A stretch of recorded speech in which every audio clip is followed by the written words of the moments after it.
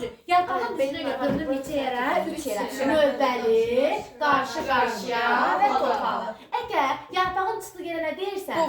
Buğum. Əgər bir buğumdan bir yarpaq çıxırsa, biz buna nə deyirik? Növbəli düzülüş. Bir buğumdan bir yarpaq çıxırsa, bu olur növbəli düzülüş. Əksər bitkilərdə hansı düzülüş olur? Növbəli düzülüş. Bu növbəli düzülüşdə buğumun sayı nəyin sayına bərabərdir? Yarpağın sayına bərabərdir. Buğum arası nəyə deyilir?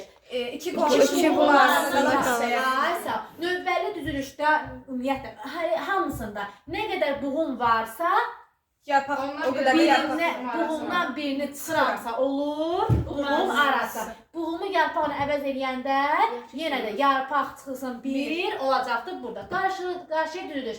Bir buğumdan neçə yarpaq çıxır? 2 yarpaq. Bir buğumdan 2 yarpaq çıxırsa biz nə olur? Qarşı-qarşıya düzülüş. Nə yazırsan? Buğum sayı bərabərdir. 2 bərabərdir. Yarpağa bərabərdir. Kimlərdə qarşı-qarşıya düzülüşdür? Nanə, reyhan, giciklər. İndi mən buğum arası tapmaq üçün nə edəcəm? Buğumdan birini çıxacaq. Deyəcəm yarpağı qoy yerinə, nə edəcəksən? Yarpaq bərabərdir, buğum bölünsün 2 onda. Yox, buğum arası İki bu. bərabərdir. Ondan buğum tapmaq üçün nə edəcəm? Yarpağı böləcəm.